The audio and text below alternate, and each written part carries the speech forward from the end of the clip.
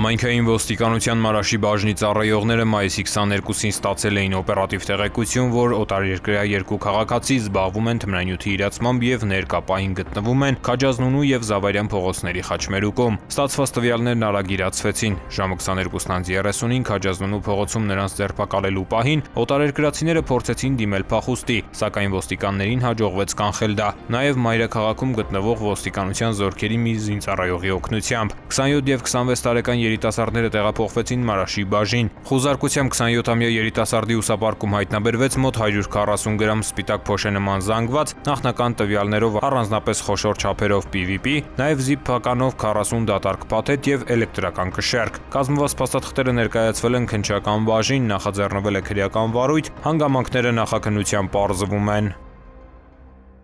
Ծանուցում ենթադրյալ հանցանքի մեջ կասկածվողը կամ մեղադրվողը համարվում է անմեղ, քանի դեռ նրա մեղավորությունը ապացուցված չէ Հայաստանի Հանրապետության քրեական դատավարության օրենսգրքով սահմանված կարգով, դատարանի օրինական ուժի մեջ մտած դատավճռով։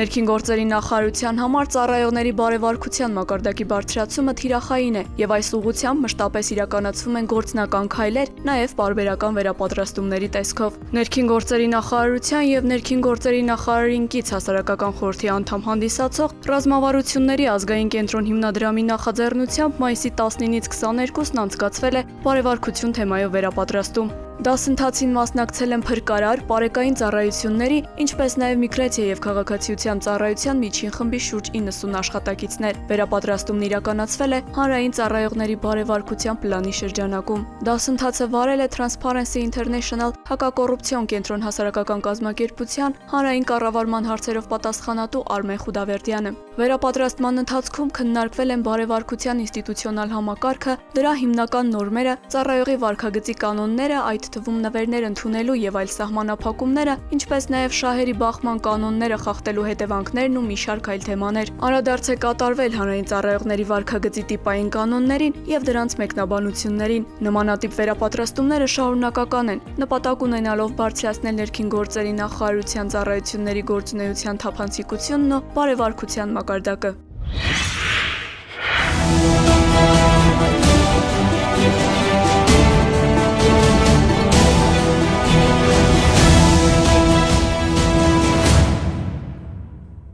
Ողջույն, ես Հայկ Մկրտչյանն եմ։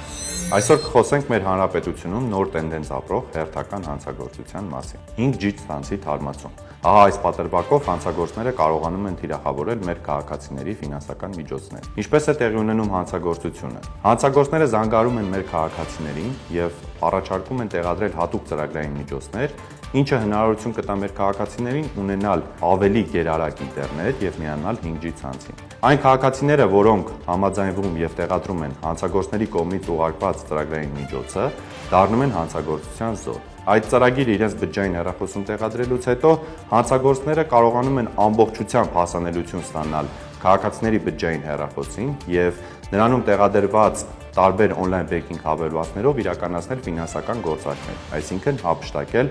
բանկային համակարգերում առկա դրամական միջոցները կամ ձևակերպել նոր վարկեր։ Ընդ որում հեռախոսազանգերը հիմնականում տեղի են ունենում ռուսերեն լեզվով։ Պետք է հստակ գիտակցել, որ հայկական ընկերություններից իրականացվող հեռախոսազանգերը լինում են հայերեն, սակայն չի բացառվում, որ հանցագործները ձեզ հետ փորձեն շփվել հայերեն լեզվով։ Ուստի նման հեռախոսազանգ ստանալուց հետո պետք է անմիջապես ընդհատեք այդ հեռախոսազանգը եւ կապ հաստատեք այն ընկերության հետ, որի անունից իրականացվել էր հեռախոսազանգը, ողջելու թե արդյոք այդ հեռախոսազանգը իրականացվել էր հենց այդ ընկերության կողմից։ Իսկ եթե դարձել եք հանցագործության զոհ, անհրաժեշտ է դիմել ներքին գործերի նախարարության քրեական ոստիկանությունում մասնագիտացված կիբերհանցագործությունների դեմ պայքարի վարչություն։ Ձեզ հետ Հայկ Մկրտչյանը կհանդիպենք։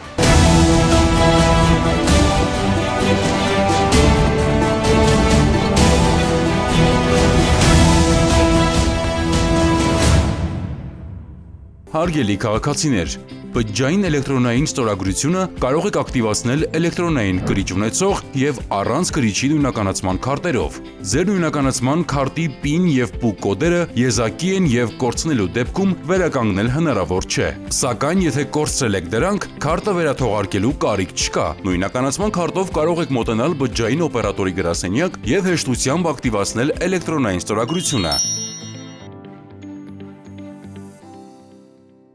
Հրդեհները շրջակա միջավայրի կենսանվտանգությանը սպառնացող մարտահրավերներից են, որոնց առաջացման պատճառները գլխավորապես մարդկային անուշադրության արդյունք են։ Հաճախ մարդիկ չգիտակցելով բացասական հետևանքները գյուղատնտեսական աշխատանքներին ընդառաջ այրում են խոզանն ու բուսական մնացորդները, նպաստելով հողի որակական հատկությունների կորստին, բուսական եւ կենդանական աշխարհի ոչնչացմանն ու մթնոլորտային օդի աղտոտմանը։ Խոզաների այրումը վատթարացնում է հողի օրգանական կազմը, նվազեցնում խոնավությունը, նպաստում է հողում եղած օգտակար նյութերի քայքայմանը, նվազեցնում է հողի բերիությունը, նպաստում է թոքերում քաղցկեղի առաջացմանը, առաջացնում է հազ, ցավ կրծքավանդակում եւ շնչառական խանգարումներ, ոչնչացնում է միջատներին, սողուններին, մանր կաթնասուններին, խոչընդոտում է սննդանյութերի ցիկլը, սնման շղթայի կապերը եւ բույսերի սերմերի տարածումը, ինչը կարող է հանգեցնել տեսակների անհետացման կամ դրանց պոպուլյացիաների նվազեցման, ազդում է էկոհամակարգի ինքնավերականգնման հատկության վրա։ Հարգելի քաղաքացիներ, զերծ մնացեք խոզանների այրում կատարելուց, պահպանելով շրջակա միջավայրի կենսաբազմազանությունը,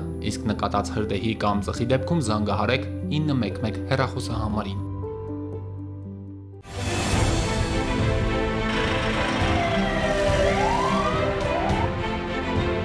Վարորդները պարտավոր են կապույտ գույնի առկայծող փարոսիկ եւ ձայնային ազդանշան միացրած շտապօգնության մեքենաների մոտենալու դեպքում զիջել ճանապարհը նրանց անխոճոդոտ անցումն ապահովելու նպատակով։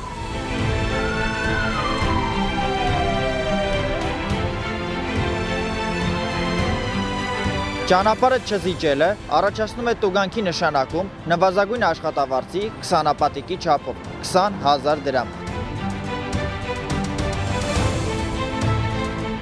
Իսկ զիջելու ընթացքում որևէ իրավախախտում կատարելը այլ հնարավորության բացակայության պայմաններում վարչական պատասխանատվություն չի նախատեսում։ Զիջիր ճանապարհը, րոպեն կարող է կյանք արժենալ։ Կյանքն անգին է։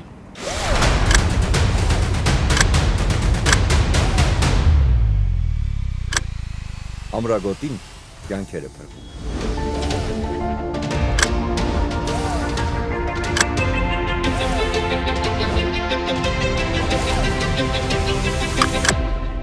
Ամրագոտին կյանքեր է փրկում։ Ամրակապվիր։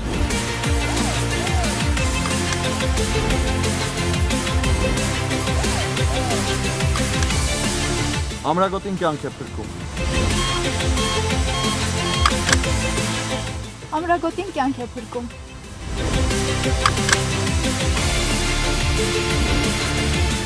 Ամրագոտին կյանք է փրկում։ Ամրագոտին Կյանք է փրկում։